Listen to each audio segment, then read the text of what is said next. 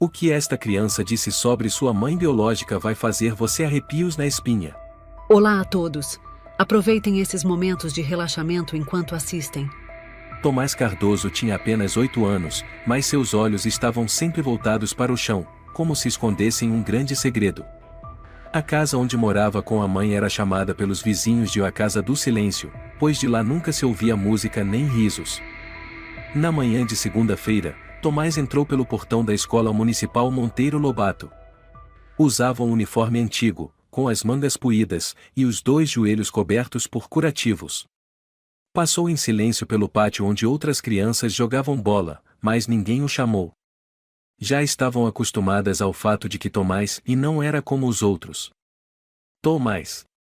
A voz da professora Aline soou suave, mas com um toque de preocupação. Aline Moreira era a única que costumava prestar atenção em Tomás. Abaixou-se até ficar na altura do menino, com um olhar atento. Você caiu de novo? Sua mão está ralada. E os joelhos também. Tomás parou, gaguejando, e tropecei na escada. Da última vez você disse que escorregou na banheira. E na semana passada, foi no parque. A voz dela era gentil, mas séria. Tomás, você pode dizer a verdade para mim. O menino balançou a cabeça, esboçando um sorriso torto, e ninguém acredita em mim. Aline franziu a testa. Por que você diz isso? Tomás sussurrou, com a voz abafada, porquê, e minha mãe me bate. Depois ela pede desculpas, mas não é minha mãe. A voz é diferente, parece, e de um homem. Aline ficou em silêncio. Nunca ouvirá um relato tão estranho vindo de uma criança. Ela colocou a mão no ombro dele, Tomás, você tem certeza? Quer dizer, e sua mãe tem algum amigo que mora com vocês? Tomás balançou a cabeça vigorosamente, não. Só eu e minha mãe. Mas às vezes ela olha para mim com um olhar estranho. Ela me chama de um moleque fedido, depois no dia seguinte chora, pede desculpa e mais não olha nos meus olhos. Minha mãe e tem 2 pessoas dentro dela. Na sala dos professores, naquele meio-dia, Aline contou a conversa com Tomás. O diretor, Sr. Henrique, estava com a testa franzida, girando a caneta sobre a mesa. Professora Moreira, disse ele lentamente, essa não é a primeira vez que o menino fala esse tipo de coisa, certo? Não, Aline assentiu. Mas dessa vez, e ele falou com mais detalhes. Sobre a voz, o olhar da mãe. Estou com medo de que ele esteja em perigo. Ou talvez esteja fantasiando? Ele é um menino muito fechado. Pode ter algum distúrbio psicológico. Aline discordou, mas os machucados no corpo dele são reais. Escoriações, hematomas, marcas de impacto nos joelhos. Outro professor, Tomás Lima, interferiu, Inês Cardoso é mãe solteira. O pai sumiu quando o menino ainda era bebê. Ela trabalha como garçonete no bar O Lobo Negro, chega tarde toda noite. Estresse é compreensível. Estresse não é desculpa para bater numa criança, respondeu Aline friamente. Vai ver o menino se machuca sozinho para chamar atenção. O professor Lima deu de ombros. Crianças solitárias, sem amigos, fazem isso com frequência. O diretor Henrique bateu levemente com a caneta na mesa e não podemos tirar conclusões precipitadas. A escola vai registrar o caso e enviar um relatório ao setor de assistência social infantil. Por enquanto, e vamos observar. Mas observar significava e não fazer nada. Naquela tarde, ao sair da escola, Tomás caminhou para casa. No caminho, passou por prédios com rachaduras nas paredes e bares barulhentos com risadas de homens bêbados. Ele parou na mercearia da esquina da Rua do Norte, onde a dona, Sra. Patrícia Tavares, costumava lhe dar uma maçã sempre que ele a ajudava a organizar garrafas.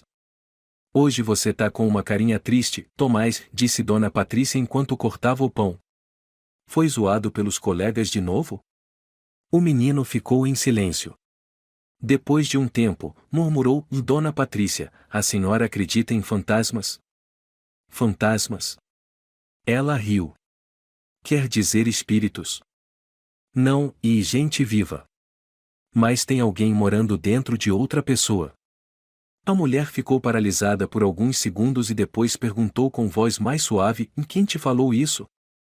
Tomás encolheu os ombros: eu acho, e que tem alguém morando dentro da minha mãe. Ela colocou a mão no ombro dele, com o olhar escurecido. Você contou isso para alguém? Contei para a professora Aline. Mas, todo mundo acha que eu estou inventando. A senhora suspirou: tem coisas que os adultos não querem acreditar, meu filho. Ao chegar em casa, o menino abriu a porta e entrou na sala iluminada apenas por uma lâmpada amarela pendurada. O cheiro era de mofo. A panela de arroz estava fria. Na mesa, um prato de ovos fritos coberto com uma tampa. Mãe, ele chamou baixinho. Ninguém respondeu. Ele subiu devagar as escadas. A porta do quarto da mãe estava entreaberta. Ele empurrou com cuidado. Inês Cardoso estava sentada na cama, de costas para ele. Os cabelos desgrenhados, a blusa fora do lugar, e o dedo indicador da mão direita batendo ritmadamente na parede. Mãe? Tomás chamou, com a voz trêmula. Ela virou o rosto. O olhar vazio. A voz que saiu era rouca e estranha. Voltou, seu fedelho. Tomás deu um passo para trás. Mãe? Mãe, eu tô com fome. Então se vira. Eu não crio inútil. A voz dela não era a de sempre. Tomás, tremendo, foi até a cozinha. Pouco depois, ouviu passos pesados atrás de si. Não era a mãe, era algo que vinha com ela. Tomás.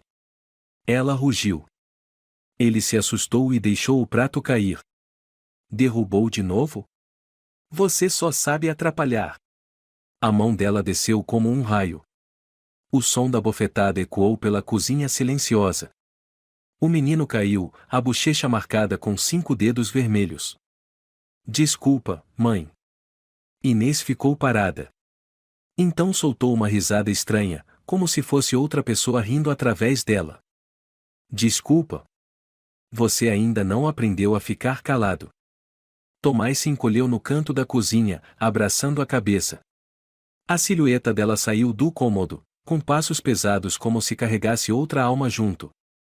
Naquela noite, Tomás ficou encolhido debaixo das cobertas, olhos arregalados, sem ousar piscar. Ele já não sabia quem vivia naquela casa com ele. A mãe? Ou um ser cruel e estranho que tomara o corpo dela? A resposta, e ele ainda não estava pronto para saber. Ultimamente, Tomás não conseguia mais dormir uma noite inteira. Acordava no meio da madrugada, com a sensação de estar sendo observado. Mas não era como quando um adulto cuida do sono de uma criança, era uma presença pesada, fria, como se estivesse deitado numa floresta escura, cercado por predadores invisíveis. Na terceira noite seguida, acordou às 2 da manhã. O quarto estava escuro, só iluminado pela luz do poste filtrada pela cortina fina. Tomás abriu os olhos, imóvel. O coração batia forte no pé da cama, havia uma figura parada, imóvel como uma estátua. Mãe, ele sussurrou. Nenhuma resposta. A figura não se moveu, nem falou. Tomás se sentou devagar, tentando se aproximar. Mãe, e a senhora tá bem? A figura soltou um suspiro forte e virou-se. Dedos longos e finos começaram a bater na parede. A batida era fria, ritmada. Taque, taque, taque, taque, taque. O menino tremeu e se escondeu de novo sob o cobertor, encolhido como um ouriço. Não chorou, não chamou. Aquele som de unhas batendo era o que mais temia, pois sempre que isso acontecia, a mãe desaparecia. E surgia o outro. No dia seguinte, Tomás foi à escola com olheiras profundas. Aline notou imediatamente. Você não dormiu? Aconteceu alguma coisa em casa ontem à noite? Tomás olhou em volta e sussurrou, vá mãe, e ficou parada no escuro. Depois ficou batendo na parede. Mas não falou nada. Você tem certeza que era sua mãe? A voz dela era tão delicada como quem anda sobre gelo fino. Não sei. A respiração dela não era igual. Eu perguntei, mas ela não me olhou. Não era minha mãe. Naquele mesmo meio-dia, Aline ligou para o Serviço de Assistência Social Infantil. Quem atendeu foi o Sr. Sérgio Pereira, assistente social da região norte de Campinas. Sérgio, aqui é a professora de um aluno chamado Tomás Cardoso. Ele mora com a mãe, Inês. Estou preocupada que ele esteja sofrendo abuso e apresentando sinais sérios de medo. Já houve denúncias anteriores? Nenhuma oficial. Mas agora a situação parece mais grave. Ele disse que a mãe tem duas personalidades. E há marcas evidentes de lesões físicas e sinais de trauma. Sérgio anotou e disse: Vou fazer uma visita. Mas precisamos ter certeza, Aline. Às vezes esse tipo de relato vem da imaginação da criança. Eu entendo, respondeu Aline. Mas, e se dessa vez for verdade? Naquela noite, o pior pesadelo aconteceu. Tomás estava dormindo quando ouviu batidas na porta do quarto. Toque, toque, toque. Tomás, uma voz sussurrou. Levanta, moleque. Ele abriu os olhos. A porta estava entreaberta, a luz do corredor iluminava o rosto da mãe ou pelo menos o rosto de quem parecia ser ela. Os olhos arregalados, o cabelo caído nas laterais do rosto. Eu não fiz nada de errado, mãe. Venha aqui. A voz era rouca, como pedras rolando na garganta. Tomás saiu. Ela o segurou pela mão e o puxou escada abaixo. Cada passo dela era como ferro batendo na madeira. Ao chegarem na cozinha, ela o atirou no chão. Antes que ele pudesse reagir, ela gritou. Foi contar pros outros, foi? Eu não, e só falei com a professora. Pá! Um tapa na bochecha esquerda. Professora! Bando de cão farejador! Tomás chorava, mãe, por favor, tô com medo. Você precisa aprender a calar a boca. Ela gritou, depois começou a murmurar, como eu, antes, eu não calei. De repente, ela o chutou com força. Ele caiu para trás, batendo a cabeça na perna da mesa. A visão escureceu. A respiração ficou fraca. No último momento antes de apagar, ele ouviu um som não, um sussurro e depois, e nada mais. Quando Tomás acordou, a luz fraca entrava pela janela. Uma manhã silenciosa. Sem gritos, sem sombras. Ao lado do travesseiro, havia um pedaço de papel. Ele o pegou com as mãos trêmulas. A letra era trêmula, como se escrita em estado de delírio. Eu não quero machucar o menino, mas ele precisa aprender a ficar em silêncio. O menino segurou o bilhete, sentado em silêncio sobre a cama. Naquela mesma manhã, Aline Moreira recebeu uma ligação de Dona Ana, a dona da mercearia. Aline, você devia ir até a casa do Tomás. Ontem eu vi o menino andando com dificuldade, com sangue seco atrás da orelha. Não tive coragem de me intrometer, mas estou com medo. Sem esperar mais, Aline ligou para Sérgio Pereira. Você precisa ir imediatamente à casa do Tomás. Eu tenho certeza de que o menino está em perigo. Uma hora depois, Sérgio bateu à porta da casa número 14 da rua São Benedito. Inês Cardoso atendeu. Os olhos dela estavam fundos, com olheiras profundas, a bochecha com hematomas como se ela mesma tivesse se ferido. Vestia um suéter largo, estava descalça, a voz cansada. O senhor é? Eu sou Sérgio Pereira, assistente social. Recebemos uma denúncia sobre possível violência infantil nesta residência. Inês franziu a testa. Quem disse isso? Professores e vizinhos. Eu preciso falar com o Tomás. Ele está dormindo. Está com febre leve. Então, por favor, me permita vê-lo por um instante. Ela hesitou, mas depois deu passagem. Fique à vontade. Minha casa vive sendo suspeita. Sérgio entrou, olhando atentamente cada canto da casa fria e silenciosa. Tomás estava deitado no sofá, com o rosto pálido, olhos fechados. Sérgio se agachou e o sacudiu levemente. Tomás, você consegue me ouvir? O menino abriu os olhos lentamente, fez um leve aceno com a cabeça. O que aconteceu com você na noite passada? Tomás olhou para a mãe, que estava em pé atrás de Sérgio. Por um instante, o olhar dela pareceu mudar de cor como se outra pessoa tivesse despertado dentro daquele corpo. O menino tremeu e sussurrou. Eu caí da escada. Tem certeza? Sérgio perguntou, tentando manter a voz calma. O menino mordeu o lábio, mas não respondeu mais nada. Sérgio se levantou e virou-se para Inês. Precisaremos acompanhar o caso. Farei um relatório. Inês sorriu com desdém. À vontade. Todo mundo adora julgar. 3 dias depois, o relatório de Sérgio foi enviado à Secretaria de Proteção à Criança da cidade.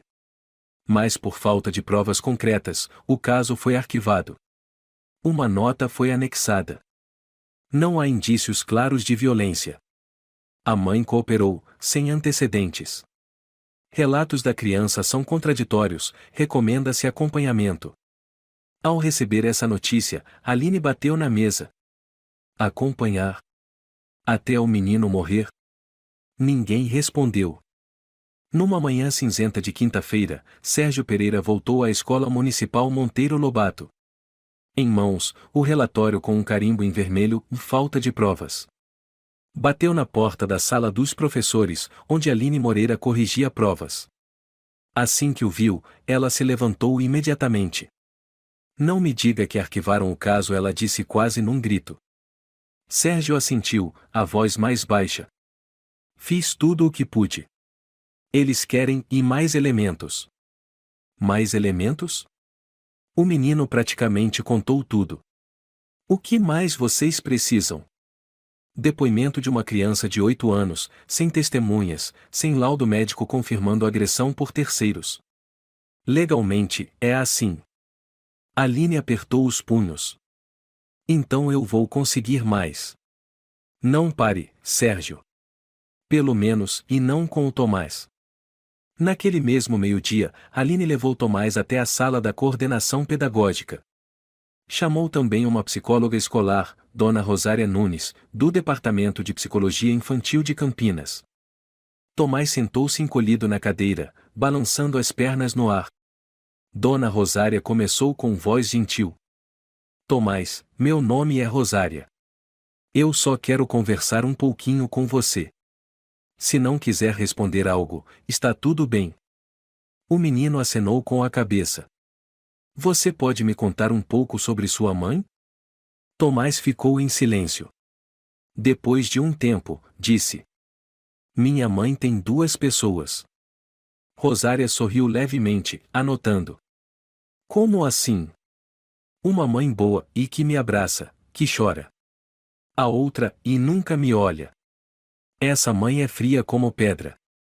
Você sabe quando sua mãe muda? Tomás piscou. Quando ela fica em silêncio por muito tempo e depois começa a bater os dedos na parede. Quando ela volta, a voz dela fica rouca, parecendo homem. Voz de homem? Rosária arregalou os olhos. Sim, e ela pede desculpa com aquela voz. Mas não chora, e não me olha, e não é a minha mãe. Aline, ao lado, permaneceu em silêncio. Rosária continuou. Você se lembra da última vez que sua mãe mudou de voz? Tomás assentiu. Anteontem à noite. Ela me chamou de o desgraçado e disse que eu merecia aquilo, e mais depois disse eu me desculpa com uma voz igual à de um velho bravo de filme. Me diga uma coisa, Tomás. Você já ouviu outra pessoa falando dentro da casa, além da sua mãe? Não, e só ela e aquele outro. Quem é esse outro? Eu não sei. Mas acho e que ele vive dentro da minha mãe. Rosária parou de escrever. Seus olhos buscaram os de Aline, com um misto de dúvida e angústia. Uma criança não inventaria isso com tantos detalhes, se não estivesse realmente vivendo essa realidade.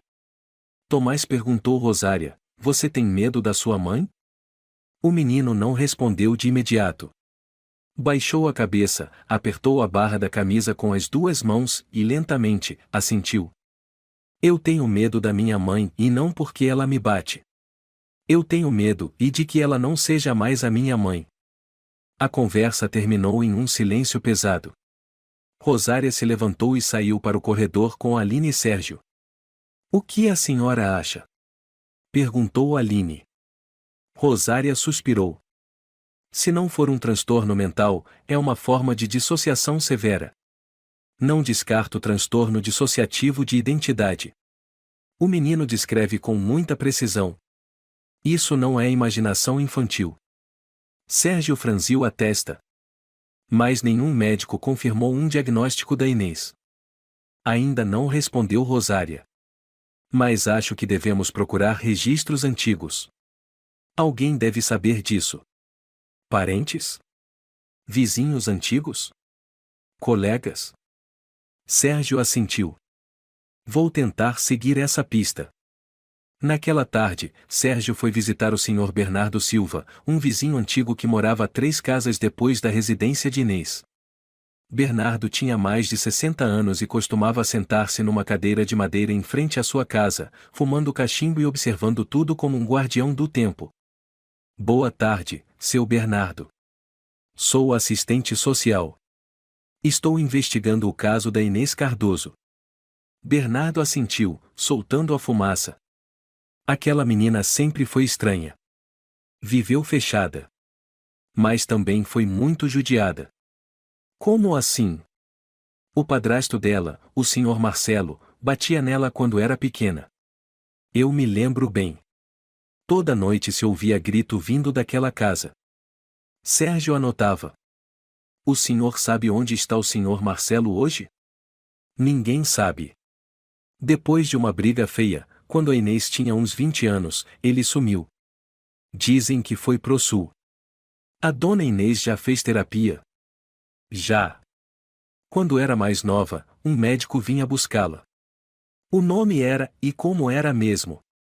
Doutora Ferreira, acho. Sérgio anotou o Dr. Lucas Ferreira. No dia seguinte, Sérgio foi até o antigo hospital psiquiátrico no bairro Taquaral, em Campinas.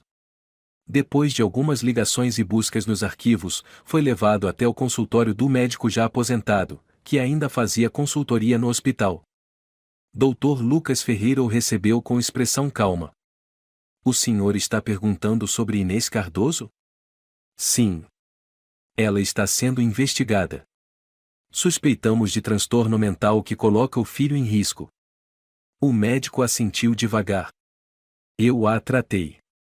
O diagnóstico final foi transtorno dissociativo de identidade. A personalidade alternativa surgiu após anos de abuso físico e psicológico pelo padrasto.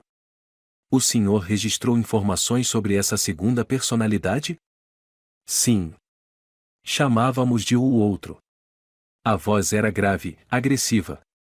Quando essa personalidade assumia, Inês não se lembrava de nada depois. Ela apresentou melhora após 3 anos de tratamento. Mas depois que engravidou do Tomás, parou tudo. Por quê? A família pediu. Queriam enterrar o passado. Ela desapareceu do sistema. Sérgio franziu o senho. Desde então, ninguém mais acompanhou a condição de Inês? Ninguém. Ele agradeceu e se levantou. Mas antes de sair, o doutor Ferreira segurou seu braço com delicadeza. Aquela mulher uma vez me disse: e se um dia eu machucar alguém de novo, por favor, me tranque. Não ignore isso. Se o outro o voltou, e haverá tragédia. À noite, Sérgio chegou em casa, ligou o abajur e ficou olhando para o relatório. A frase, eu não quero machucar o menino, mas ele precisa aprender a ficar em silêncio, estava em negrito, com uma nova anotação ao lado. A personalidade o outro o pode ter retornado. Tomás é a vítima direta. Ele apertou a caneta com força. Aquilo já não era mais um caso comum de violência doméstica. Era a invasão da escuridão na mente de uma mãe e uma criança pedindo socorro no silêncio.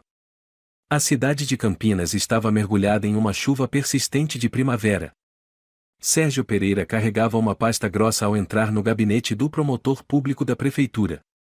Decidiu apostar se a Secretaria de Proteção à Criança não agia por falta de provas criminais, ele buscaria outro caminho: internação compulsória para Inês Cardoso.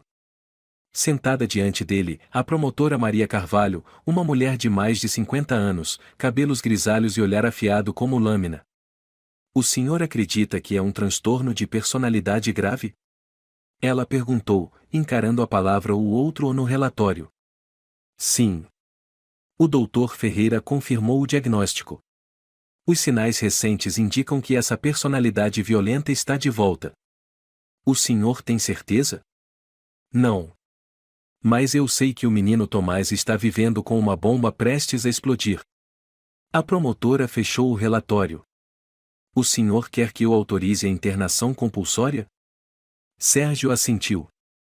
Pelo menos para avaliação psiquiátrica no Hospital das Clínicas da Unicamp. Se confirmado, teremos base legal para proteger a criança. Está bem, disse ela, com firmeza. Eu o assinarei. Mas preciso de mais uma coisa: um depoimento de alguém da família. Alguém que conheça bem o passado da Inês. Sérgio refletiu e então se lembrou. Lúcia Cardoso, prima de Inês, atualmente morava em Ribeirão Preto, a apenas 1 hora de Campinas. Ele ligou imediatamente para marcar um encontro. Lúcia Cardoso era uma mulher de pouco mais de 30 anos, alta, magra, com olhos tristes como se carregassem o inverno inteiro do norte do Brasil, trabalhava como bibliotecária na Universidade de Ribeirão Preto, vivia sozinha e raramente falava sobre a família. Eu achava que a Inês tinha morrido, disse Lúcia após um longo silêncio. A família inteira cortou relações com ela. Por quê?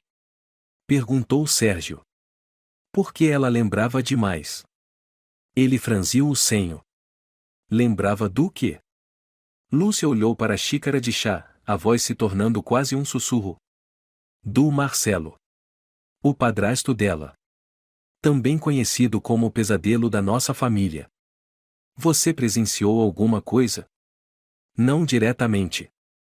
Mas eu morava naquela casa quando era pequena. E eu ouvia. Ouvia o quê? O choro dela, os gritos de socorro. Marcelo chamando ela de ovadia demoníaca. E depois, os sons dos tapas, das pancadas. Nenhuma noite era tranquila. E seus pais não fizeram nada? Lúcia soltou uma risada amarga. Meus pais? Diziam que era assunto de família. Que Inês exagerava para chamar atenção. Aí, quando ela tinha 18 anos, fugiu de casa. Ninguém tentou impedir. Todos pensaram: e se ela desaparecesse, haveria paz? E Marcelo? No começo, continuou morando lá. Depois, uma vez ouvi minha mãe dizendo que ele fugiu. Ninguém mais soube dele. Sérgio anotava tudo. Você reencontrou a Inês depois? Lúcia balançou a cabeça. Uma vez só. Quando ela estava grávida do Tomás. Ela me procurou e disse: é a primeira vez que tenho medo de amar algo. Eu perguntei por quê, e ela não respondeu. Apenas abraçou a barriga e chorou. Você já ouviu o nome ou o outro? Lúcia se sobressaltou. Ela mencionava. Quando era pequena e apanhava, ela dizia: não deixem o outro entrar. Não deixem ele sair. Então o outro é uma personalidade criada pelo trauma. Lúcia assentiu levemente. Ela sempre teve medo de que, em um dia, a sombra dentro dela abrisse a porta e saísse. Sérgio ficou em silêncio. O relato era claro demais. E doloroso demais. Sem esperar mais, voltou de Ribeirão Preto e imediatamente anexou o depoimento de Lúcia ao processo entregue ao tribunal local. 3 dias depois, foi expedida a ordem de avaliação psiquiátrica obrigatória. Inês Cardoso foi encaminhada ao Hospital Santa Marcelina. O médico responsável era o Dr. Samuel Martins, especialista em psicologia forense. Tomás não foi junto. O menino foi acolhido temporariamente no Centro de Apoio Infantil Santa Clara, sob os cuidados da irmã Beatriz e da assistente social Dona Cláudia.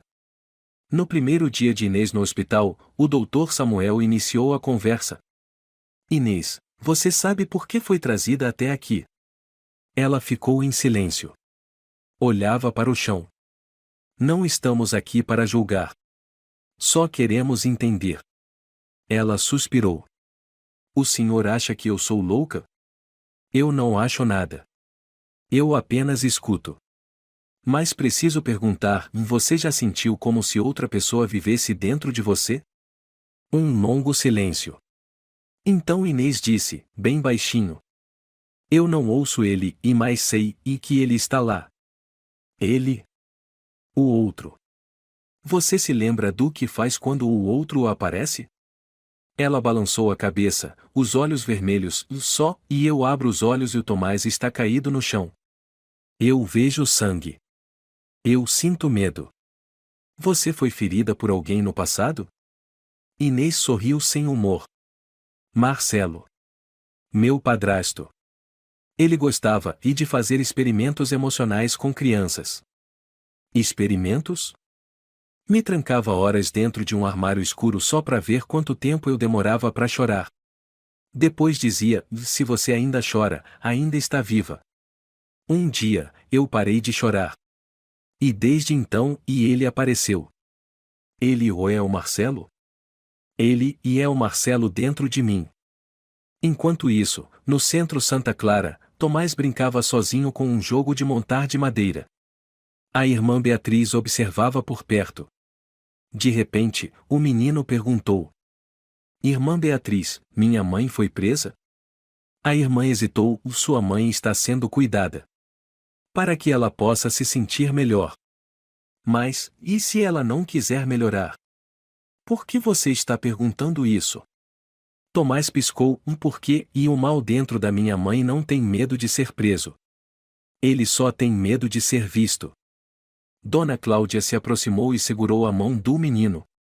Tomás, você lembra da última vez que sua mãe te abraçou? Ele hesitou. Sim. Uma vez, e ela voltou ao normal depois que o outro sumiu. Ela me abraçou bem forte. Disse: me perdoa. Eu prometo que vou desaparecer se isso fizer você sobreviver. E como você se sentiu? Eu fiquei com medo dela desaparecer de verdade. No hospital, o Dr. Samuel registrava cada palavra. Após 3 sessões de avaliação, ele emitiu o laudo. A paciente Inês Cardoso possui histórico de transtorno dissociativo de identidade, com manifestação de uma personalidade secundária violenta. O quadro se reativou após longo período sem acompanhamento. Recomenda-se manter afastamento da criança por tempo indeterminado para garantir sua segurança. Sérgio segurava o relatório nas mãos. Sabia que um capítulo de trevas havia se encerrado. Mas outro estava prestes a começar, no capítulo dos crimes enterrados e do silêncio cultivado por décadas. Uma semana após Inês Cardoso ser internada no Hospital Santa Marcelina, Sérgio Pereira recebeu um pacote vindo de um antigo funcionário de arquivo, hoje aposentado. Ele havia trabalhado no Centro de Apoio Familiar da região de Juiz de Fora. Dentro do envelope, havia uma fita cassete antiga, marcada apenas com 2 letras, e acompanhando a fita, havia um bilhete manuscrito.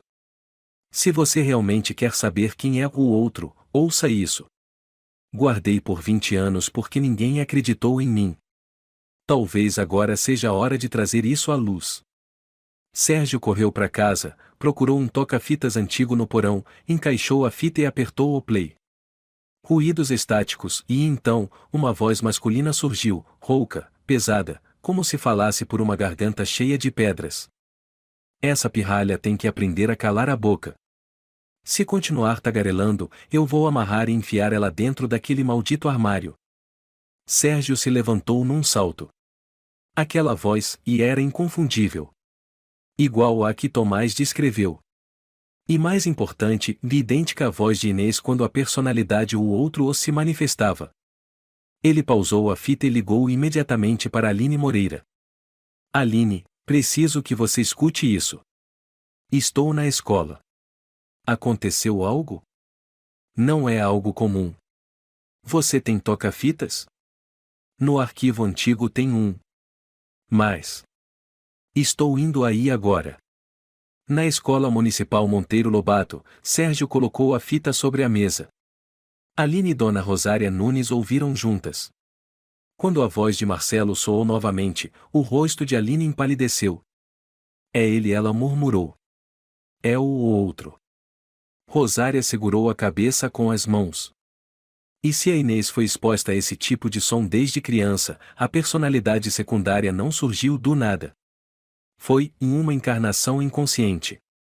O que está dizendo? Perguntou Aline. Isso acontece quando uma criança sobrevive imitando a voz do agressor. Com o tempo, essa personalidade assume o corpo. Inês não só foi traumatizada, ela foi programada para se tornar Marcelo. Sérgio assentiu, o olhar firme. Eu vou encontrá-lo. Marcelo não está morto. Eu tenho certeza. E em que você se baseia? Rosária quis saber. Não há registro oficial de morte. Nenhum documento. Só boatos. E se essa fita ainda existe, é porque quem enviou sabe onde ele está. Sérgio iniciou uma investigação. Vasculhou antigos registros civis no cartório de Campinas, depois expandiu para Juiz de Fora, Jundiaí, São João del Rei. Até que, numa tarde, encontrou uma pista sutil, mas promissora, de Marcelo Rodrigues estava desaparecido desde 1999, sem certidão de óbito, sem registro de saída do país.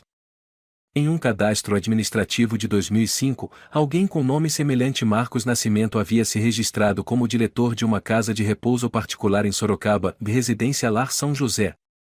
Sérgio foi até lá, levando uma foto antiga de Marcelo fornecida por Lúcia Cardoso. Foi recebido por uma jovem recepcionista chamada Clarice. Boa tarde. Sou o assistente social Sérgio Pereira. Gostaria de fazer algumas perguntas sobre o Sr. Marcos Nascimento. A moça franziu a testa. Nosso diretor? Aconteceu alguma coisa? É apenas uma verificação de antecedentes. Posso ver uma foto dele? Claro. Um momento. 5 minutos depois, ela voltou com o retrato pendurado no corredor da residência. Sérgio olhou fixamente, o coração apertado. Era ele. Mais velho, mas com o mesmo olhar, olhos de cobra disfarçada de homem. Ele tem família? Perguntou Sérgio.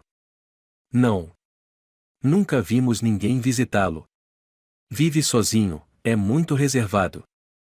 Você poderia me mostrar o prontuário funcional dele?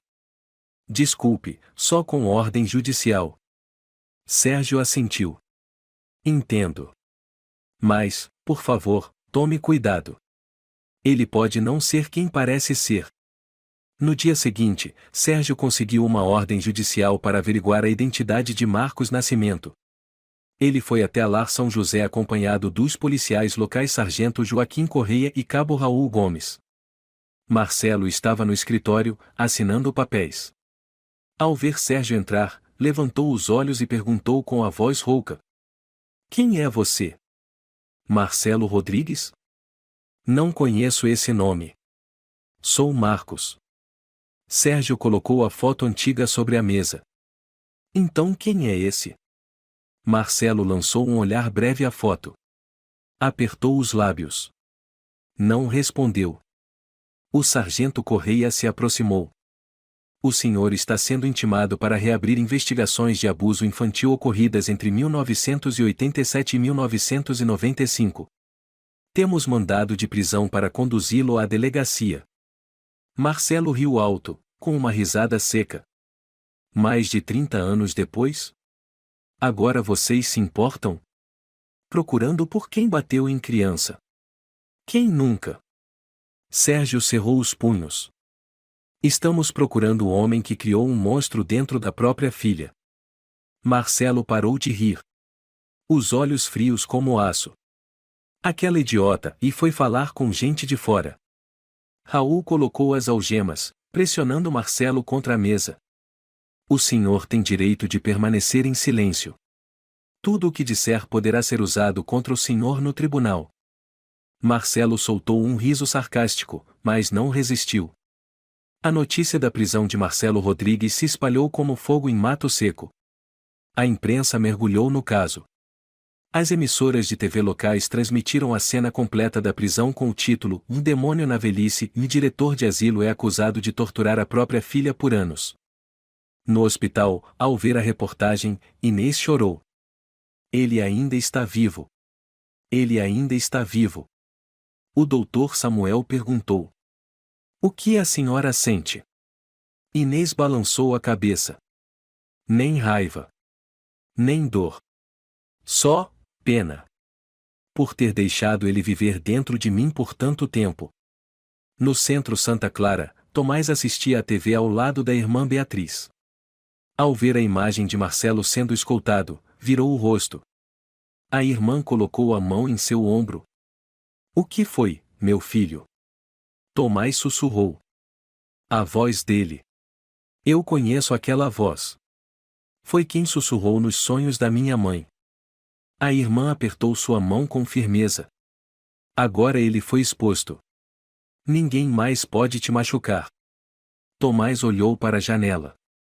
Lá fora, começava a chover. Mas dentro de si, algo parecia começar a se partir. Na manhã de segunda-feira, o Centro Santa Clara recebeu uma notificação especial do Tribunal de Tutela de Menores da cidade de Campinas. Como parte do acompanhamento psicológico contínuo e para avaliar melhor a interação entre mãe e filho, uma visita supervisionada entre Inês Cardoso e Tomás seria realizada na casa da família, sob vigilância direta de um assistente social. Sérgio Pereira recebeu a missão. Ao saber da decisão, hesitou. Não sei se é o momento certo. Rosária Nunes, psicóloga consultora que o acompanharia, assentiu. Entendo sua preocupação. Mas se não dermos essa oportunidade, será difícil avaliar se a personalidade principal da Inês ainda tem algum controle. Interviremos imediatamente ao menor sinal de risco, Sérgio frisou. Tomás não recusou a visita. Fez apenas uma pergunta. Minha mãe já está curada? Rosária respondeu com doçura. Ela está se esforçando muito. Então eu vou encontrar a mãe, ou o outro? A pergunta ficou suspensa no ar. Naquela tarde, levaram Tomás de volta à antiga casa na rua São Benedito. Sérgio entrou primeiro, checando cada cômodo. Inês estava na cozinha, vestia um cardigan bege, os cabelos presos num coque alto, o rosto sereno de forma estranha. Boa tarde, Sr. Pereira, disse ela com voz suave como um sussurro. Boa tarde, Dona Cardoso. O Tomás entrará em alguns minutos. Eu e a doutora Rosária ficaremos para supervisionar. Claro, ela assentiu. Rosária puxou Sérgio para o canto. Ela está na personalidade principal. Rosto calmo, voz constante, postura relaxada. Tem certeza? Ele murmurou. Até este momento, sim. A porta se abriu. Tomás entrou. Olhou ao redor. Tudo lhe era dolorosamente familiar. Aquela cozinha, o mesmo sofá, a rachadura na parede e a mulher à sua frente, com um rosto no qual ele já não conseguia confiar. Mãe? Ele chamou baixinho. Inês parou. Os olhos marejaram, mas ela os conteve. Olá, Tomás. Tomás se aproximou, mas não demais. Hoje, a senhora lembra quem eu sou? Inês se ajoelhou, olhando direto nos olhos do filho. Eu lembro. Lembro de cada sono seu, de cada palavra que disse quando começou a falar.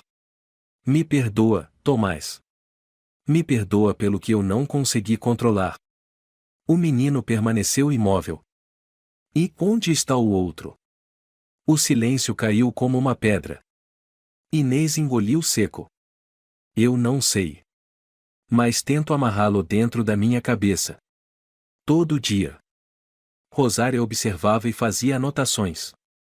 Sérgio estava perto da porta, a mão descansando discretamente sobre o rádio de comunicação no cinto. Você ainda tem o desenho que fez? Inês perguntou. Tomás assentiu. Está no centro. Aquele com a mamãe e o outro. Sim. Um lado do rosto da mamãe estava sorrindo. O outro não tinha olhos. Inês abaixou a cabeça, emocionada. Eu vi aquele desenho nos meus sonhos. Eu sei, você viveu com medo. Tomás apertou os lábios. A senhora tem medo dele? Ela não respondeu de imediato. Então sussurrou. Não. Tenho medo de mim mesma. De repente, ela começou a tremer. As mãos se contraíram, os olhos se arregalaram. Rosária se levantou. Sérgio, algo mudou. Inês segurou a testa, a voz ficou distorcida. Saiam. Levem ele daqui. Tomás recuou, em pânico. Mamãe? A voz que saiu da garganta de Inês era grave, fria, carregada de morte. Você tem que saber o que é medo, como eu soube. Sérgio pegou o rádio. Equipe médica, urgente. Temos uma emergência. Rosária agarrou Tomás. Ele se debateu. Não me segura. Minha mãe está sendo engolida. Inês se pôs de pé. Os olhos estavam vazios, como de cera. Tomás, ela sibilou pelos dentes. Você sabe o que é silêncio? O menino gritou. Mamãe, não. A senhora disse que lembrava de mim. As mãos de Inês tremiam descontroladamente. De repente, ela se abraçou a si mesma, caiu de joelhos e gritou. Sai de mim. Você não é eu. Rosária correu para segurá-la. Sérgio gritou. Afastem-se. Ela está em estado de dissociação. Tomás ficou parado. Tremia, mas não fugiu. Apenas colocou a mão sobre o peito, onde o coração batia descompassado. Inês gritou pela última vez. Eu voltarei, você não vai me impedir. E então desabou no chão. O corpo tremeu algumas vezes, depois ficou imóvel. 4 paramédicos entraram correndo.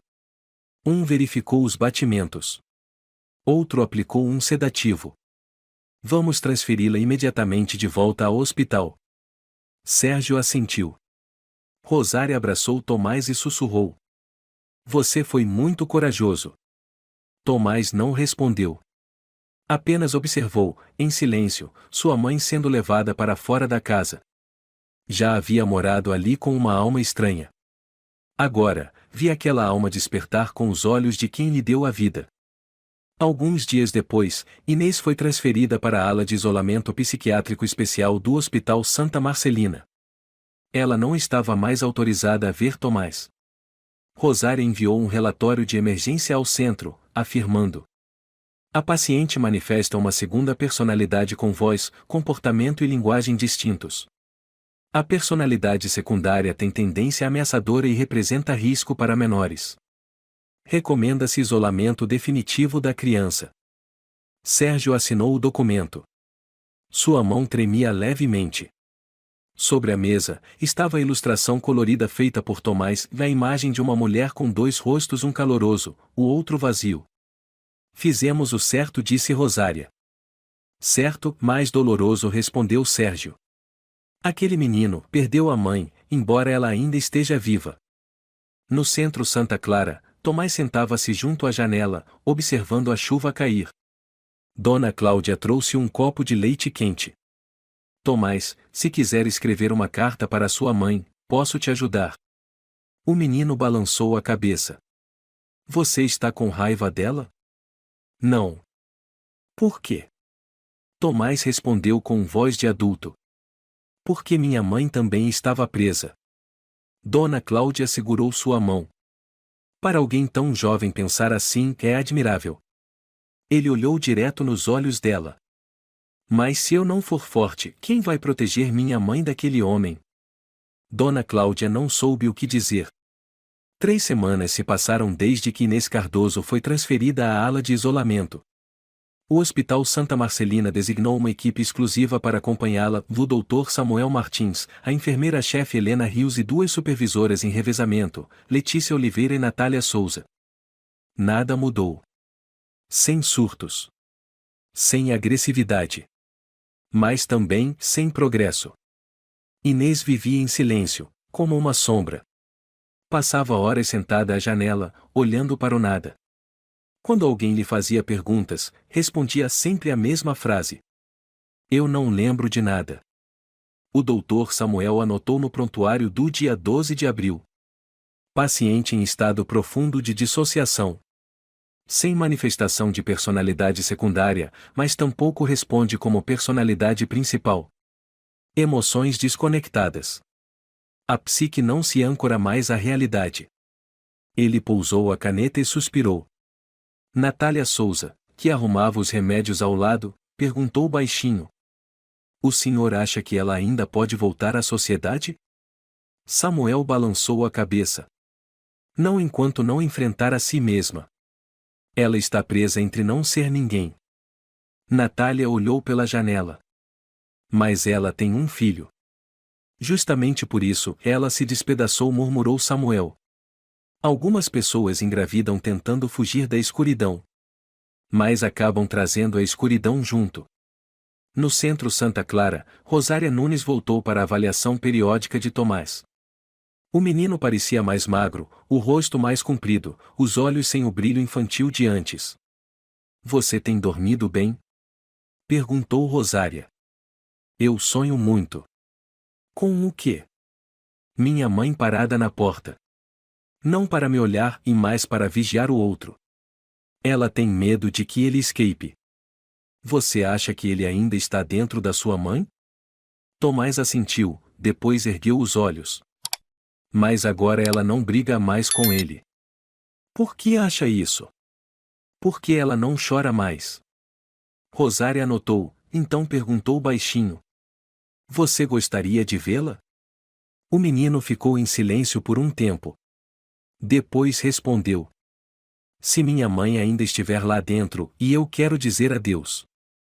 No dia 20 de abril, após várias reuniões com o Dr. Samuel, Rosária, Sérgio Pereira e um representante do Tribunal de Tutela, uma decisão rara foi tomada de permitir que Tomás visse Inês uma única vez, em uma sala segura e monitorada.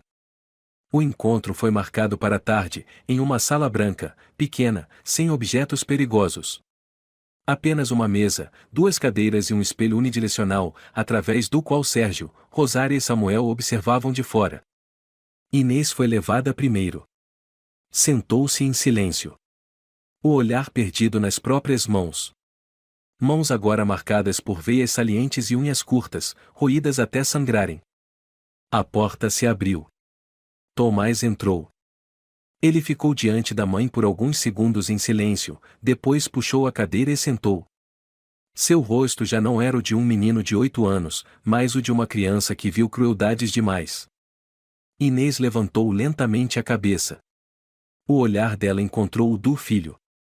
Não havia gritos. Nem descontrole. Apenas uma mãe.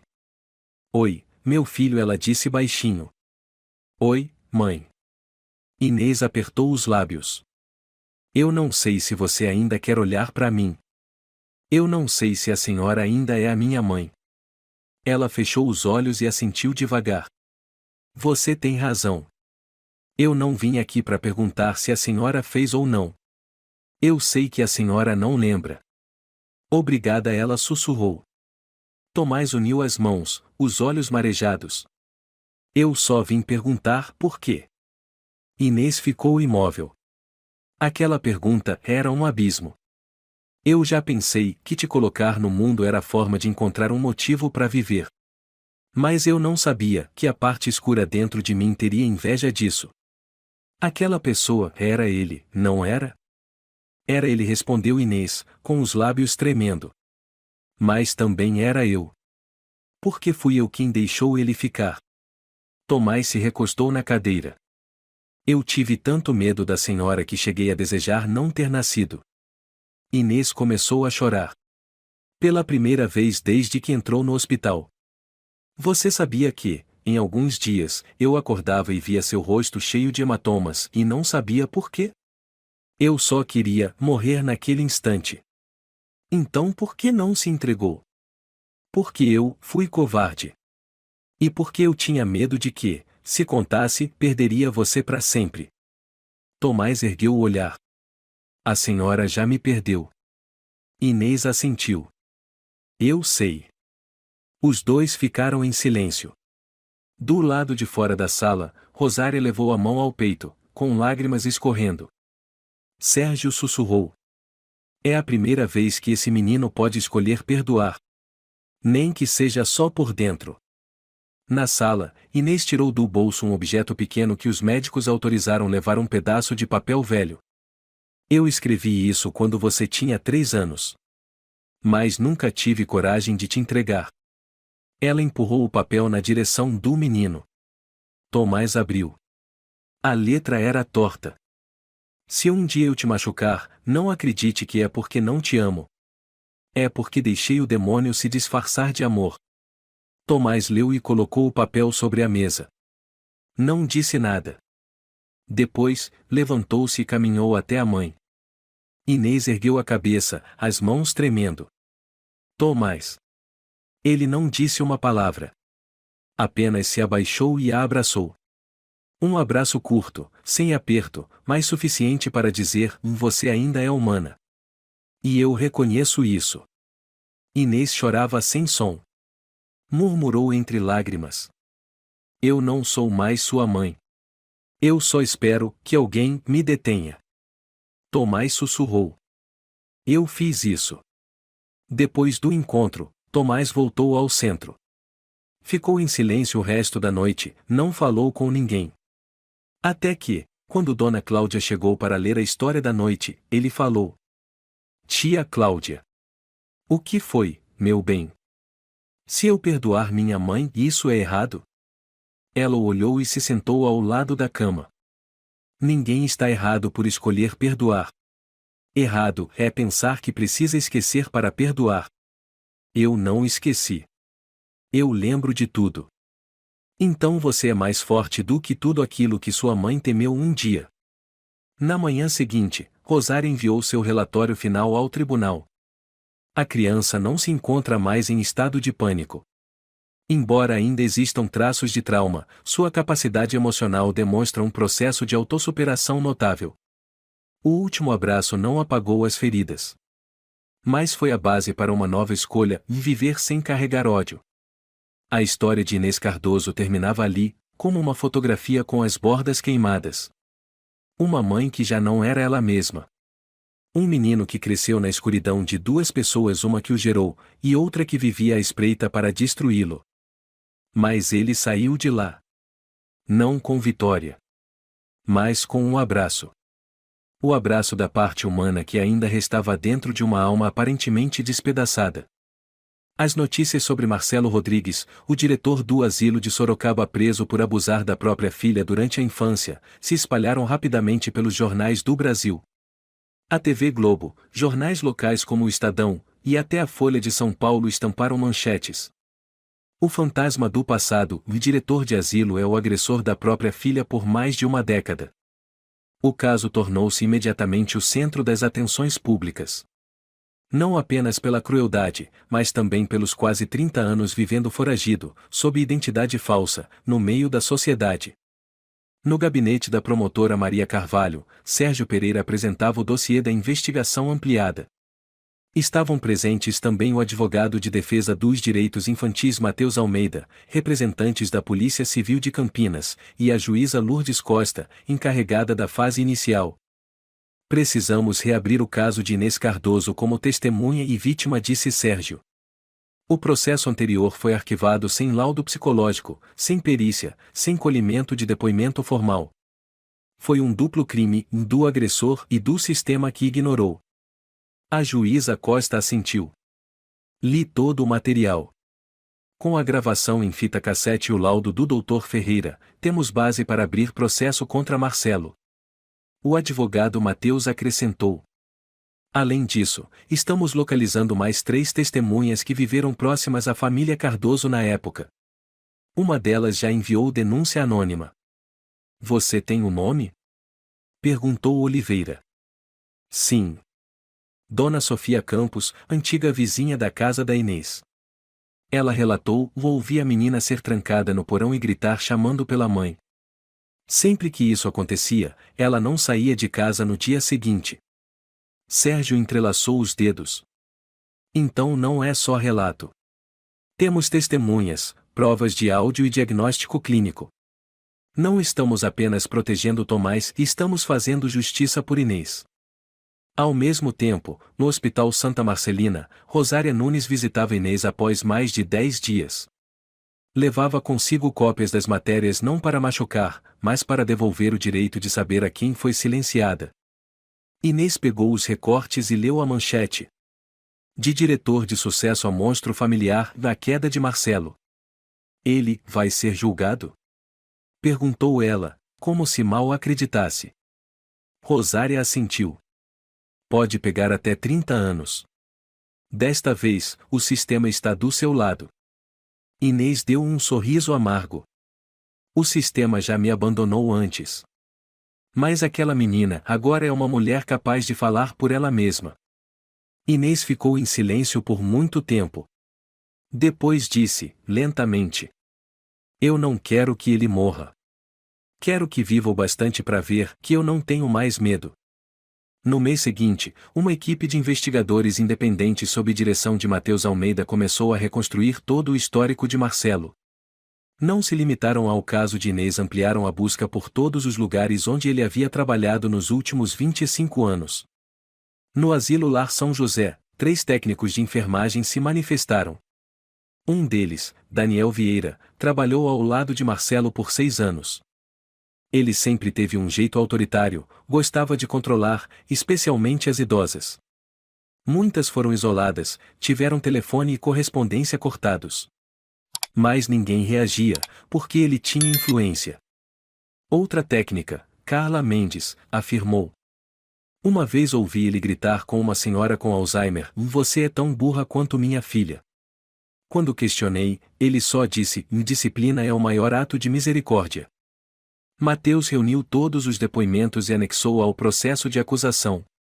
Em meados de junho, iniciou-se a audiência preliminar no Tribunal Regional de Sorocaba. Sérgio e Rosária acompanharam Inês pela entrada dos fundos, longe da imprensa. Levaram-na à sala de preparação de testemunhas. A senhora pode parar a qualquer momento, disse Rosária. Ninguém vai forçá-la a reviver o que for insuportável. Inês olhou pela vidraça. Do outro lado, Marcelo estava sentado com seu advogado. Estava visivelmente mais velho que na foto dos jornais, mas ainda com o queixo erguido e o olhar arrogante. Rosária segurou a mão dela. Se não conseguir, eu vou entender. Inês balançou a cabeça. Não. Eu preciso falar. Não por mim. Por Tomás. Para ele saber que a mãe dele se levantou. Na sala de audiência, a juíza Lourdes Costa presidia. Marcelo foi chamado ao banco dos réus. Usava terno cinza, calmo, as mãos repousando sobre a mesa como se estivesse em mais uma reunião. Quando a juíza perguntou: O senhor se identifica como Marcelo Rodrigues, nascido em 1953 em São João del Rei? Ele deu um sorriso sarcástico. Esse homem morreu há muito tempo. Então o senhor nega ter abusado de Inês Cardoso? Ela fantasiou tudo, deu de ombros. Hoje em dia todo mundo é vítima. Matheus se levantou. Excelência, temos uma gravação com voz coincidente em 98% com a do réu, 5 testemunhas presenciais, e o mais importante, a vítima está aqui hoje para relatar os fatos. Quando Inês entrou, o plenário ficou em silêncio absoluto. Marcelo a olhou e debochou. Ainda viva? Achei que você tinha se matado nos anos 2000. Inês não respondeu. Ficou no centro da sala. Sua voz tremia, mas era firme. Eu sou Inês Cardoso. Fui a menina que o senhor trancou num armário. A adolescente que o senhor chamava de animal. A pessoa que o senhor ensinou que só em silêncio se podia ser amada. Marcelo deu uma gargalhada. Drama barato. Tá querendo atenção? Inês olhou diretamente em seus olhos. Não. Eu não quero atenção. Eu quero que meu filho saiba que a mãe dele não está muda mais. Toda a sala do tribunal aplaudiu em silêncio. A juíza sinalizou por ordem. Por favor, silêncio. Pode continuar, senhora Cardoso. Inês retomou, com a voz mais firme. Eu não vim pedir piedade. Eu vim dizer, eu venci. Eu não tenho mais medo da escuridão que o Senhor deixou em mim. E eu estar viva é a prova de que o Senhor fracassou. Marcelo rosnou. Está inventando tudo isso. O advogado Mateus se levantou. Temos o laudo de 3 médicos independentes que confirmam que a senhora Cardoso foi diagnosticada com transtorno dissociativo de identidade causado por abuso na infância. A personalidade o outro tem 96% de similaridade vocal com o réu, segundo análise da fita cassete. A juíza assentiu. Os autos estão completos. O julgamento oficial será realizado em até 30 dias. Ao sair do tribunal, Inês se virou para Rosária e disse baixinho: Ele não me assusta mais. Por que você o superou? Inês balançou a cabeça. Porque, pela primeira vez, eu o vi pequeno. 30 dias após a audiência preliminar, o Tribunal Regional de Sorocaba deu início ao julgamento oficial. Marcelo Rodrigues, também conhecido como Marcos Nascimento, foi julgado por crimes de abuso, violência física e psicológica prolongada contra menor de idade, violação de dignidade humana, falsidade ideológica e obstrução da liberdade individual. O tribunal estava lotado. Jornalistas se acotovelavam fora dos portões de ferro. Entre os assentos do público, estavam também idosos que viveram no asilo Lar São José, pessoas que já haviam sentido o peso frio da autoridade de Marcelo. A juíza Lourdes Costa presidia. Com a toga negra, bateu o martelo. O tribunal está em sessão. O réu deseja fazer uma declaração final? Marcelo caminhou até o centro, com a mesma postura altiva, mas os olhos já não tinham o brilho frio de antes. Não nego que fui severo. Eduquei, disciplinei. E se essa sociedade chama isso de abuso, então é a sociedade que está errada. Mateus Almeida se levantou para rebater. O senhor não está sendo julgado por ser severo. Está sendo julgado por ter destruído um ser humano. Por ter plantado na mente de uma criança tanto medo que ela precisou criar uma cópia sua para sobreviver.